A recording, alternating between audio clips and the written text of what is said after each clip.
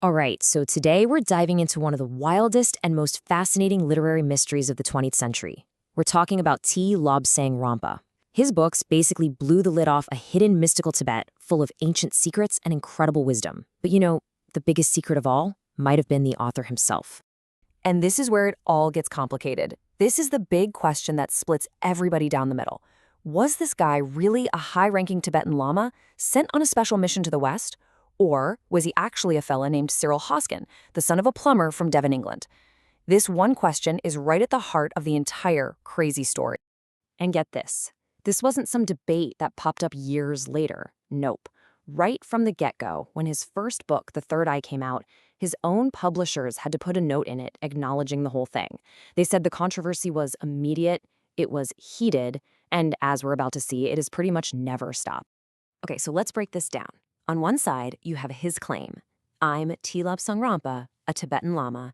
This is my life story, and I'm here for a reason.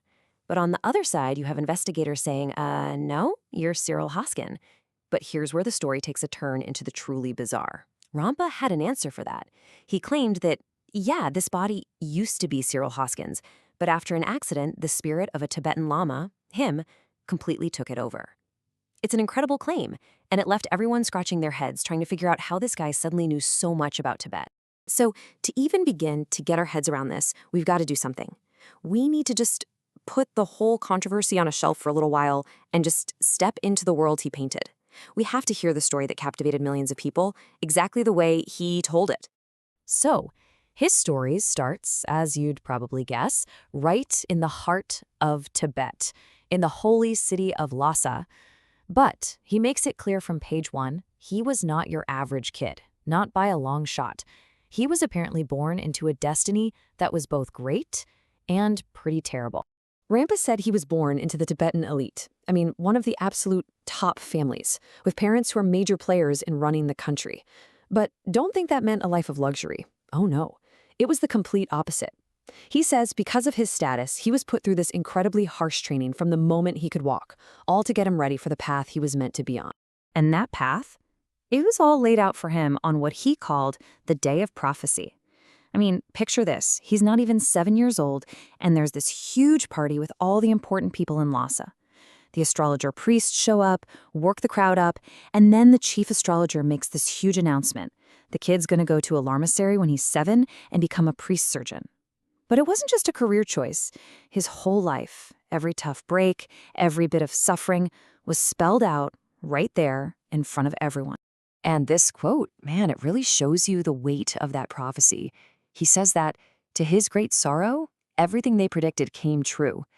Think about that for a second. What would that be like, knowing every single hardship that's coming your way? It's just a heavy, heavy burden, and it really sets the tone for his entire life story.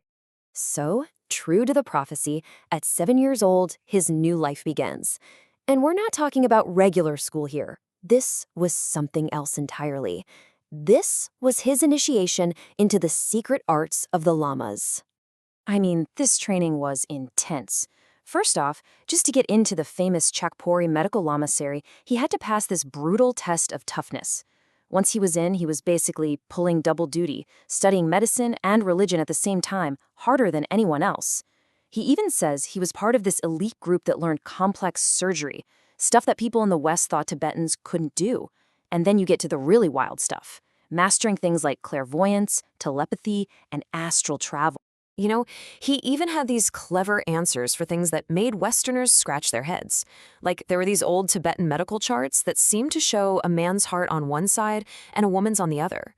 Rampa's explanation was basically, you're not looking at it right. He said those charts don't show the physical body at all. They show the astral body, which is a whole other thing that outsiders just wouldn't get. But it wasn't all just studying and meditating. Oh no, his life, as he tells it, was packed with these mind-blowing adventures.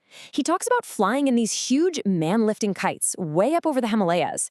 He describes an expedition where they found a lost city frozen in a glacier. And then there's this exploring secret caves under the Patala Palace and finding, wait for it, the preserved bodies of 15-foot-tall giants?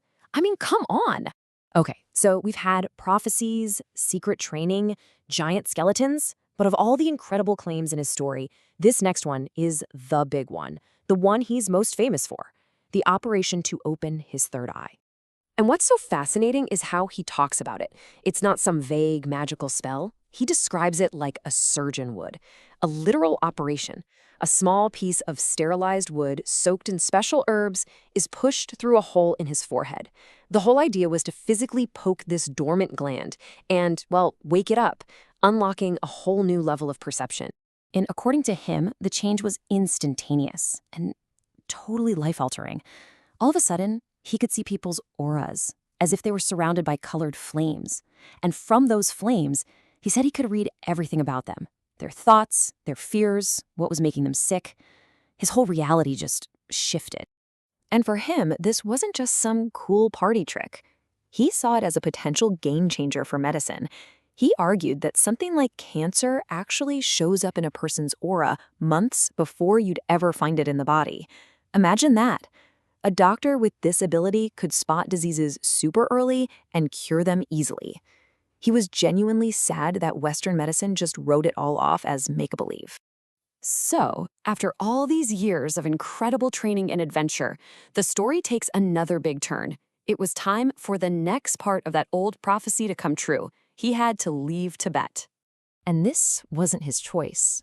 The order, he says, came from the top, the 13th Dalai Lama himself. He was told, basically, your education here is done. It's time to go. You have to leave everyone and everything you love and follow your destiny. So you can imagine how heartbreaking this was, leaving his home, his mentors, his family, probably forever. And as he's leaving, he looks back for one last glimpse of the holy city, and he sees something, a final, powerful symbol of the life he was leaving behind. Just a single kite flying from the golden roofs of the Potala Palace. It's such a perfect image, right? A throwback to those wild days flying over the mountains. But now it's just this lonely symbol of him heading off, all alone, into the unknown. It's really the perfect, cinematic ending to that chapter of his life. And that brings us full circle, right back to that huge question. So, what do you think? An authentic autobiography from a Tibetan Lama, or one of the most brilliant pieces of fiction ever cooked up by a plumber's son from England? You know, the publishers probably said it best. In the end, it's a personal decision for every reader. But maybe the more interesting question isn't, is it true? But why did so many millions of people want it to be true? It really makes you think, doesn't it?